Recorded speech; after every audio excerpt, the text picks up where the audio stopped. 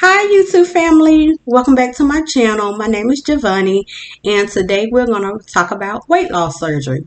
So recently I had weight loss surgery and I want to document my success. So on March 22nd I had vertical sleeve gastrectomy, or better known as VSG. So I want to talk to you guys about how I got started, and up until this point, this video is long overdue. I am currently 2 months in, so I've been procrastinating, so it is long overdue. So I want to give you a little backstory on how I got started, the process, and things of that nature. So I heavily did my research back in December of 2020. I did my research. I looked at a lot of YouTube videos, and I talked to my physician and things of that nature. So, what made me have weight loss surgery? I haven't been the one to really follow diets and things of that nature. I did work out, and I tried to eat right. However, it wasn't consistent. So I would eat right for about a few weeks and then I would fall off.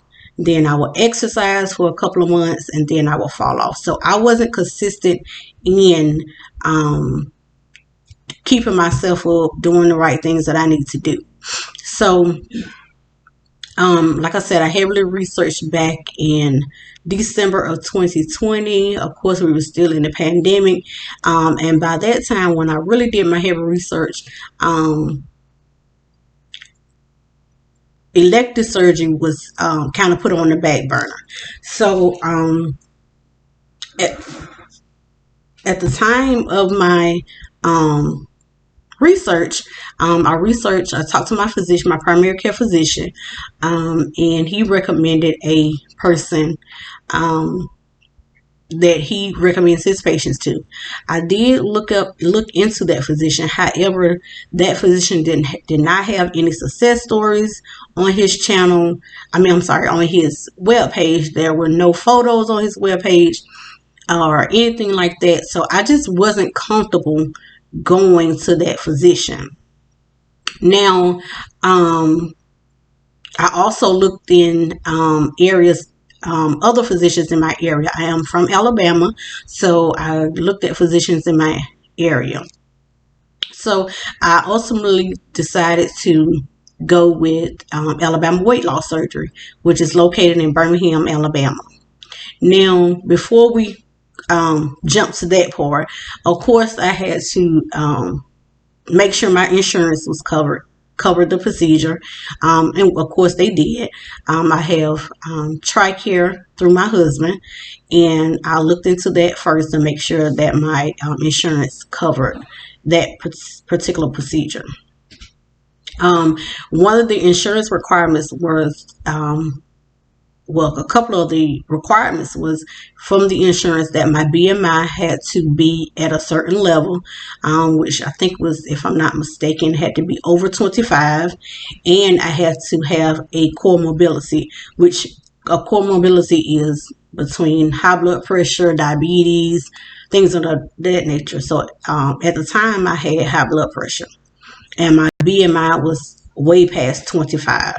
So once I did my research, like I said, I opted to go to Alabama Weight Loss Surgery. I contacted them. I looked on their page, their web page. I contacted them. And they had many success stories. They had a lot of information on their page. And that's what made me ultimately choose them. Also, it wasn't, I didn't want to go out of town, out of country or anything, and no shade to anyone that does that. However, I just want to be at a place that was near home. Birmingham is about 2 hours from where I stay. So on their webpage, they give you directions of what to do if you want to become a patient. So they want you to look at a seminar.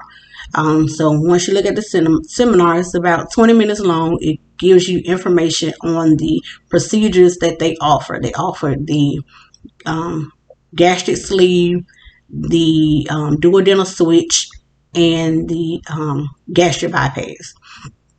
I looked at each procedure and their demonstration of what is done and all the information that's on there, and I ultimately decided to go with the sleeve. The sleeve was less invasive, and I didn't want to go through a lot of pain and a lot of cutting and stuff like that. So I ultimately decided to go with the sleeve. So once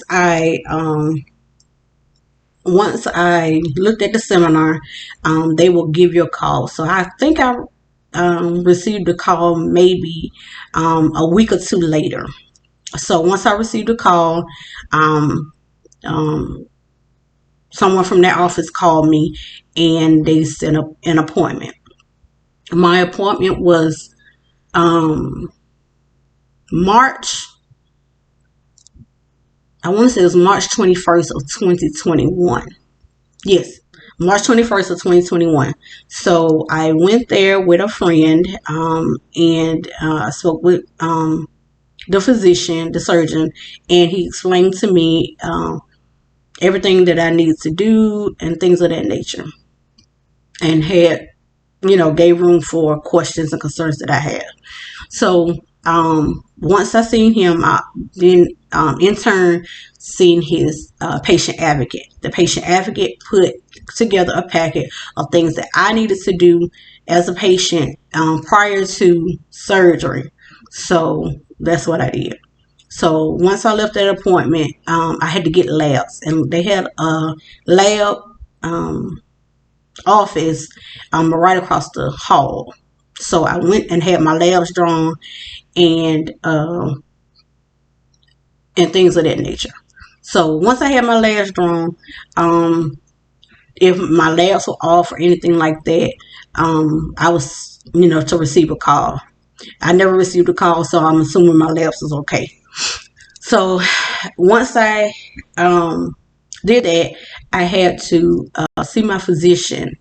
I had to get doctor's notes from my physician and for 3 months. I had to document now. There's a difference between actual notes and then checking in to for progression of your weight. I didn't have to do that. I had to see my actual physician and to for him to determine whether or not that I was a good candidate.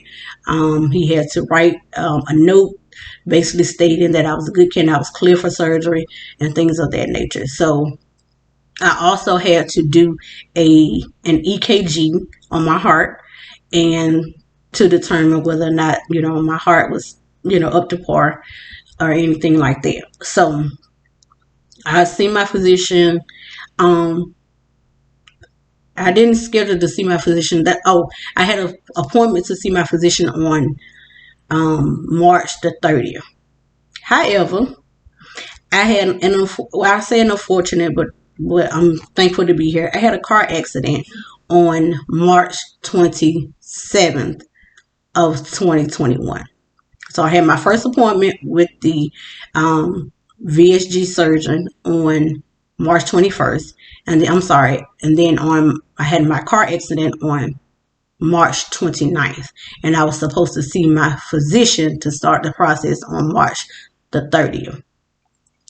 So I had a car accident, which in the process of having that car accident, I broke my ankle. So I was on bed rest for about 3 months. So of course that slowed down my process and delayed my time for my surgery. Excuse me. So that delayed my process for my surgery. So in the process of me healing, things of that nature, I could no longer continue the process of trying to get the surgery. So I had surgery on my ankle the day of the car accident.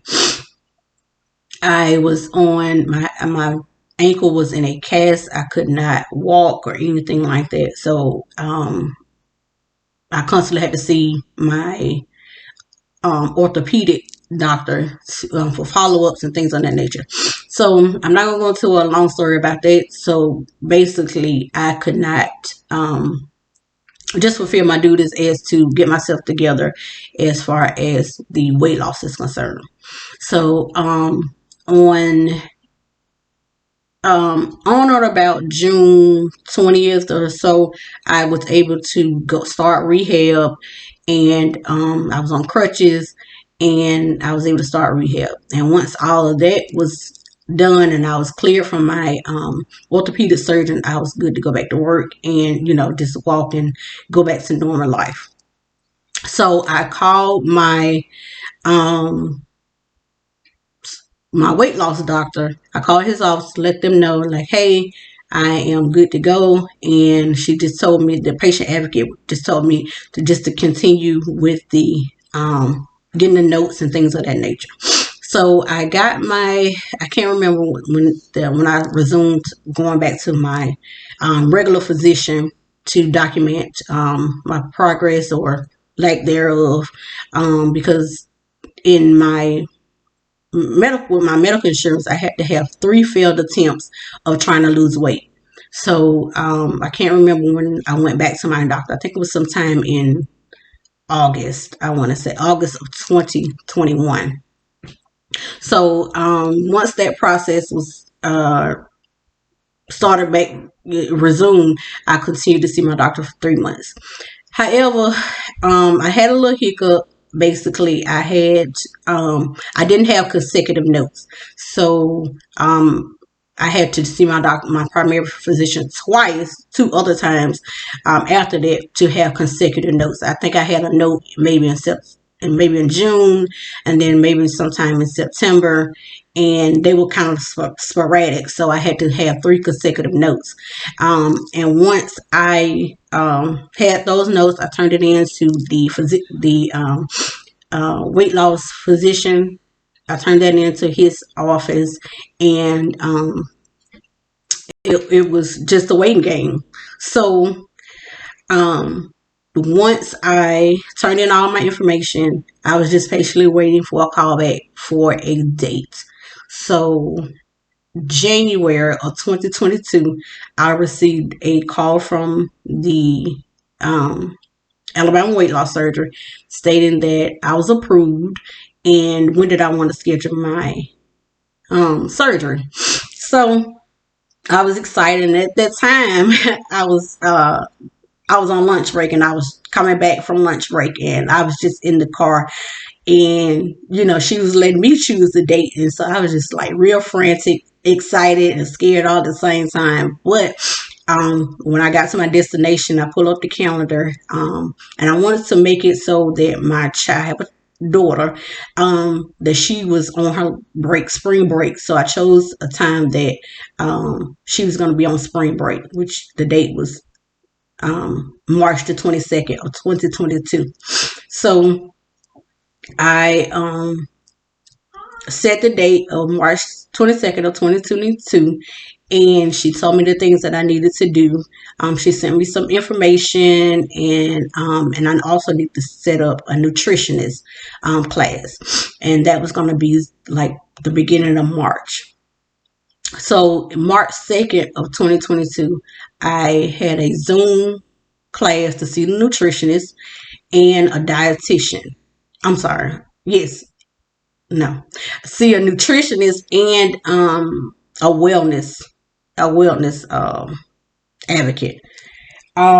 This was Zoom. They opted to do Zoom because of COVID, and it was about a good 10-15 of us on that Zoom call, and basically they explained the ins and outs of the surgery and the nutrition part of it. So they were very, very thorough. I was very pleased of the information that they put out and all the knowledge that they had. So I was very pleased with that.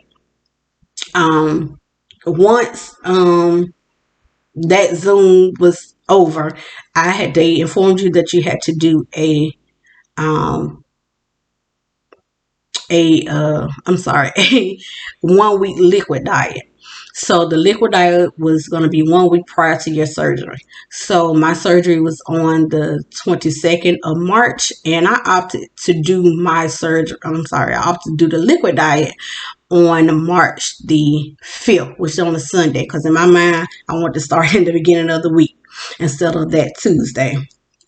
So I opted to do that liquid diet on the 5th of March.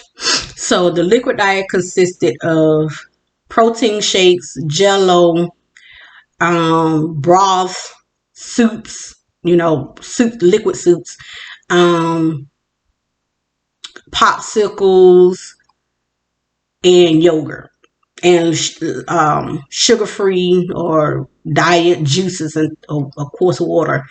And so that was really, really hard. So it was very, very mentally challenging to do that liquid diet, especially if you're so used to just eating out of boredom, or just eating, period. So to discipline yourself to do a liquid diet for a week, and some, you know, other physicians and things of that nature require 2 weeks. However, my physician required 1 week.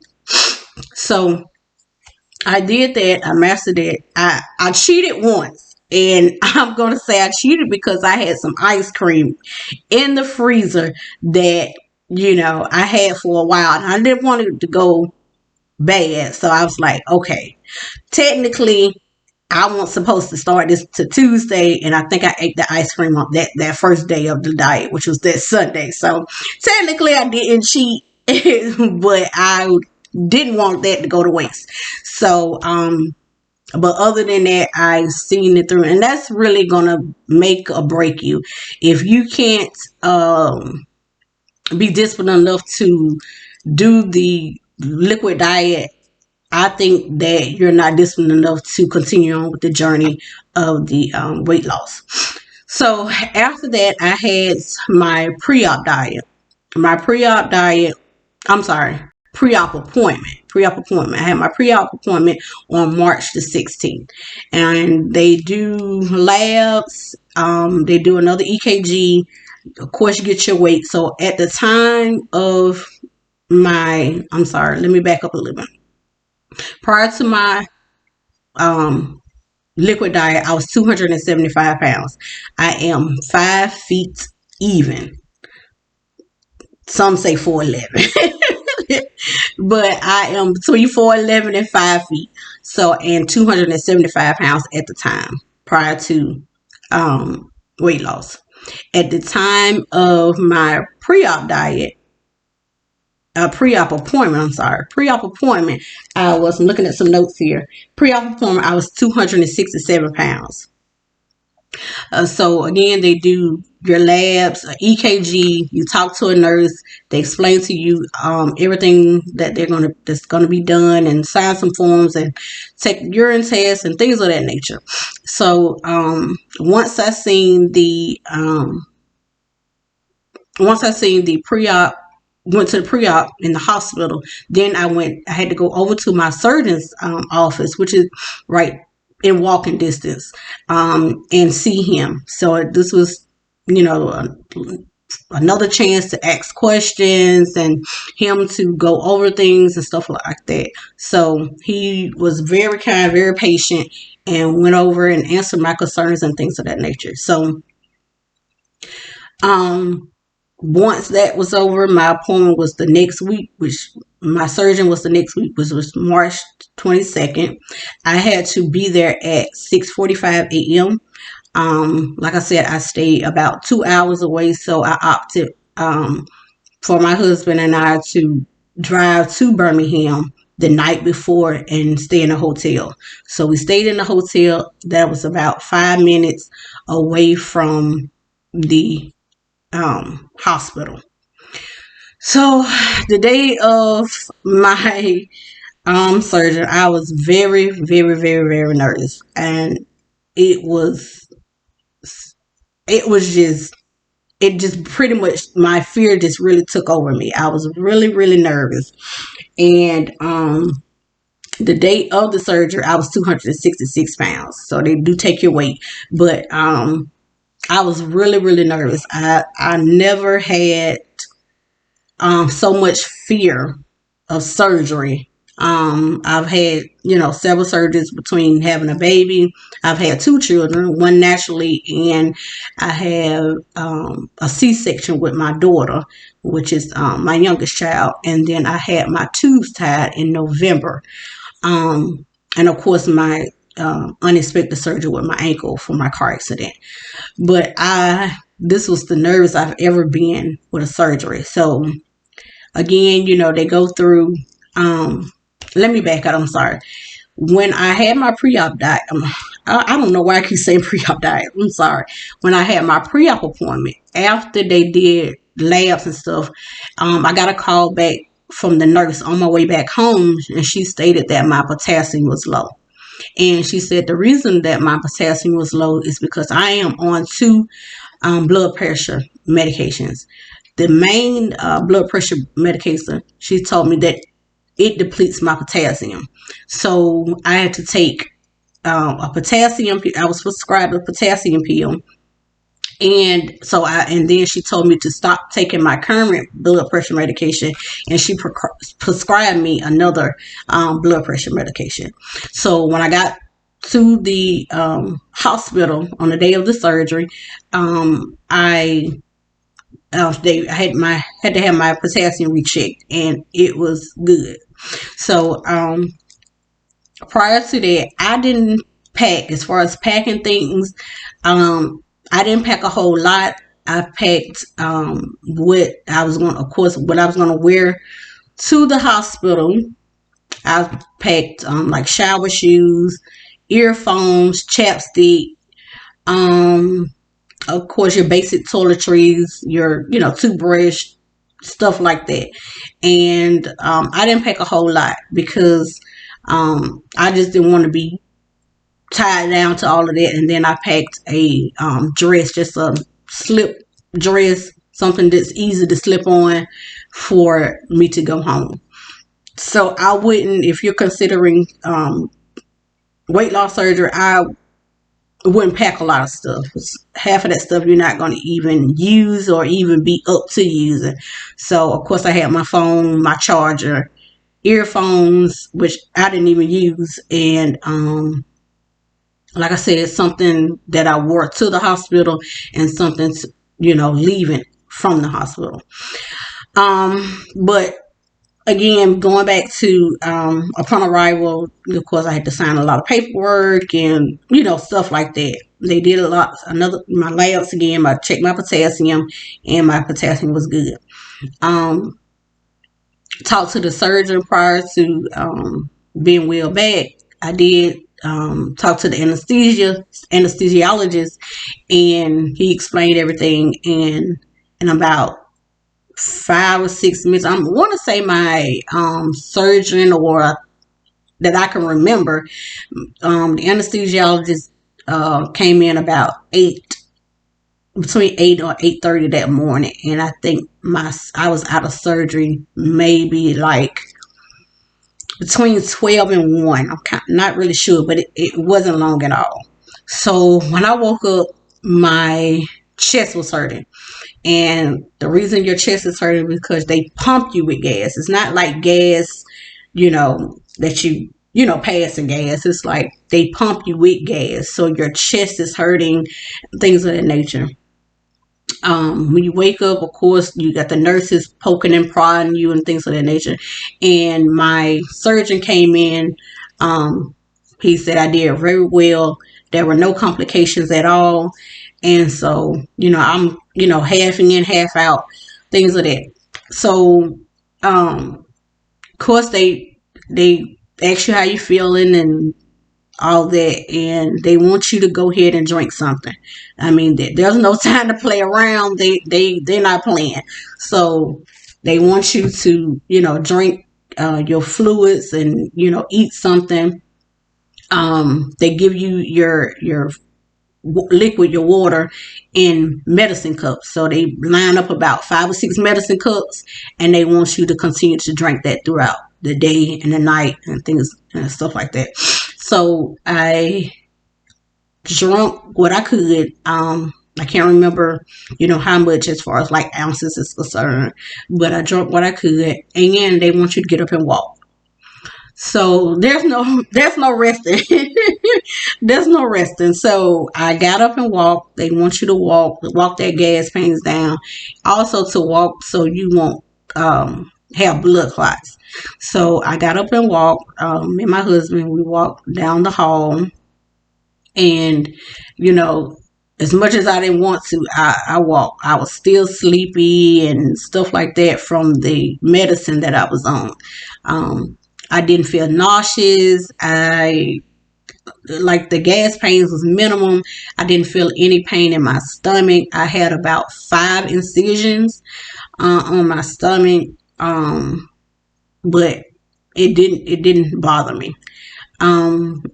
They put surgical glue. I'm assuming this, surgical. Obviously, it's surgical glue, but they put surgical glue on my incisions. I didn't have any staples on my incisions or stitches on my incisions. They put surgical glue on my incisions, so that didn't bother me. The glue didn't irritate me or anything like that. So I like I said, I stayed in the hospital for one night, and I was discharged the next day. I was discharged around 2 o'clock that afternoon. Again, they wanted you to eat, sip your water, make sure you have a not necessarily a bowel movement, but to use the bathroom to void, which means pee. They want to make sure you did that. Checking pressure, things of that nature. So I walked and basically passed the test, so to speak. I went home. On the way home, I threw up. So, and I think it was because of the motion sickness and, still being nervous. And I threw up. My husband had to pull over, and I threw up. Again, my stomach wasn't hurting or anything. I just think that it was just the motion sickness from the ride home. So I got home that afternoon and I was asleep. I'm not saying I was out. I was out like a light. I did not get I maybe got up to use the bathroom, but I slept the entire night. From the time I got home and got settled in, I was out. So that anesthesia really did a number on me as far as like being sleepy. So the next day, I was okay as far as like, not being sleepy or tired or anything like that. I was still getting up, walking, but the hardest part was trying to drink something. So once you done with the surgery and you're back at home, you go continue your liquid diet. So like I said, clear broth, jello, water, of course, popsicles. No, I'm sorry.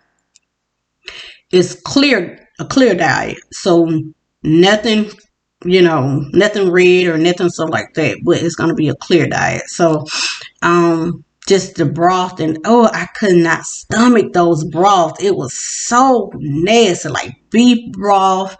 The chicken broth was okay, but that beef broth was nasty. Oh my God, it was just terrible.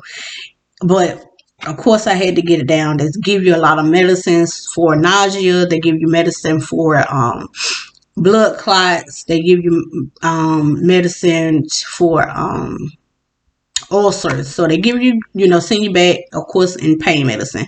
I did not have to take the pain medicine. I was not in any pain. I still had some gas pains, but that didn't warrant me to take any pain medication. So gradually throughout, once you go from the liquid stage, you go to a puree stage. So the puree is like the consistency of baby food, like mashed potatoes, yeah, like pretty much like mashed potatoes, pudding, Jello, stuff like that. It was just it was just awful. So again, you have to be really, really strong because, and then they want you to get that water in, of course. The worst thing is being dehydrated. I'm fortunate enough to, as of today, not to be dehydrated, but it can happen. So they encourage you to get that water in.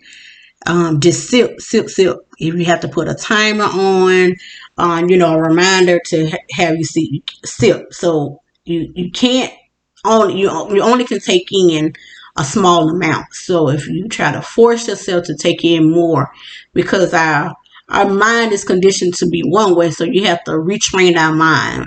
So it was just awful. I'm not gonna lie. I would say the first month is really the hard part, because again, you were going transitioning back to liquid food, then it's puree food, and then it's salt. The next stage is soft food. So soft food is like grits, and I said mashed potatoes on the puree diet, but I'm sorry.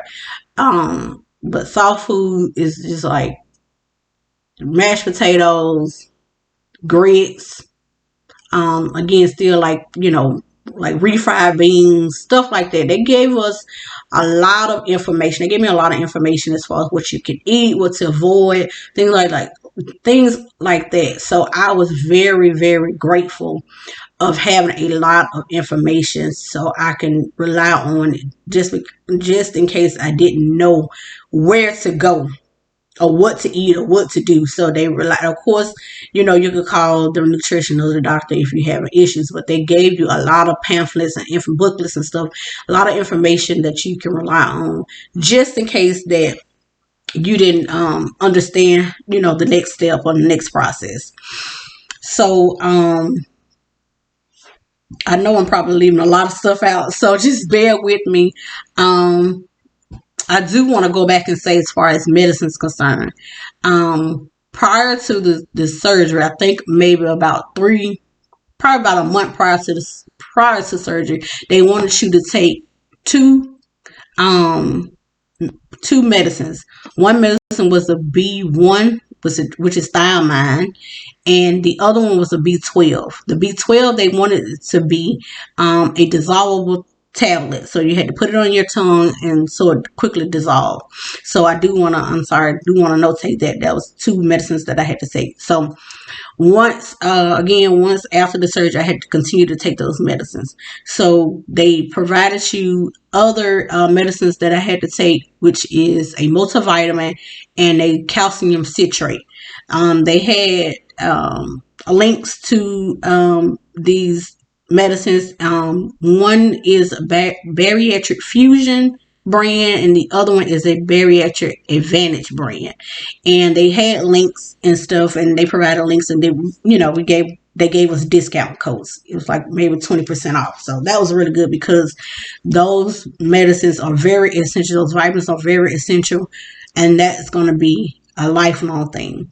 And they're high. They're very expensive. So I'm very grateful for that.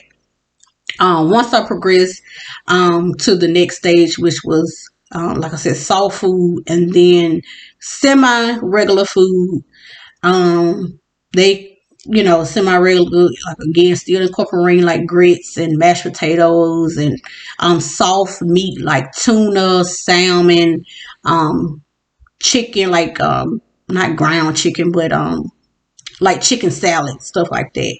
And then the next stage was regular food. Honey, when I tell you I'm so glad to be on regular food, baby, it was like the best thing since sliced bread. Any type of food was good to my soul. When I started eating grits for the first time, I was on cloud nine, because, baby, baby, it was delicious. You hear me? Delicious. So I was glad to get any type of food in my system. So they do say that your taste buds change, and stuff that you may like, or may like prior to the surgery, you may not like. So I bought um a whole lot of protein shakes, but after the surgery I could not stomach those shakes. I brought the Premier brand shakes, and they were just too sweet and too thick, and pretty much they went to waste. So I recommend that just only buying a small amount, because your taste buds may change, they may not. So in order for you not to be wasteful, I would suggest just buying a little bit at a time, and not try to buy and stack in bulk and stuff like that, because I wasted a lot of money. I bought Jello and stuff like that. I don't like Jello anyway, so of course, I just had to have something to keep on my stomach. But I didn't eat the Jello once I moved to the regular stage. So after my surgery, I had a week follow up, and that was by phone. I talked to I didn't actually talk to the surgeon. I talked to his nurse, and she, talked to me with asked me follow up questions. How was I feeling and stuff like that. So because of COVID, and of course, because of COVID, and because of where I live, which is about 2 hours again, they just opted for video visits, which was fine with me because I wasn't having any issues. Um, and then about a month later, I had a follow up visit with the nutritionist, and she was just making sure that if I had any questions, and to make sure I was eating the proper things. And so that was good, that I had reassurance that they just didn't leave me on my own. They were very informative. They followed up with you, and so I really do appreciate that. Um, Again, if you're really considering this surgery, I would suggest you do your research, whether it's in Mexico, or in the area where you live, or outside of outside of the area you live. Really, really do your research. Research the physician, his or her death rate. Just do your research, because I am a part of a lot of Facebook groups, and you hear horror stories and complications and things of that nature. And complications, they do inform you. My physician informed me about complications. Complications is with any surgery. So I'm not telling you because Sue had complications that you're going to have complications. You just have to do your research and be mindful of there may be possibility of complications, and it could not have anything to do with the surgeon. So if you want to ask questions, leave them in the comment section. I will be more than happy to answer any questions. I want to do a monthly update. Again, this is my well, I am on my second month. I am currently at 245 pounds. So I roughly, between the pre-op diet and the surgeon, I roughly lost about 30 pounds. So I'm at a stall. I've been at a stall for about 2 weeks, and it's very, very discouraging. However, I encourage you not to jump on the scale. So I was weighing myself weekly. And then once I hit the stall, I was like, okay, I'm not going to continue to weigh myself. I can tell in my clothes that I've lost weight. However, I can't physically see. Of course, people around me and people that I work with, my husband, my family, they, notice a difference in, my physical appearance. However, I cannot see it. I can see it in my clothes, but I cannot physically see that I've lost any weight. I carry most of my weight in my stomach, and so I just can't see it, but I know I'm losing weight. So I want to do monthly updates. Just pop in, share my stats, and if I'm going through anything, whether it's good, bad, or what have you. I've incorporated walking, so I would suggest once you're cleared, you can walk. I took off about 3 weeks from my job. My job is sedentary, which means I sit at the computer, so it's not a physical job. However, I wanted to take off to give my body time to heal, of course, and then to incorporate the different food stages. So I just didn't want to just, have the surgery and go back the next week or so.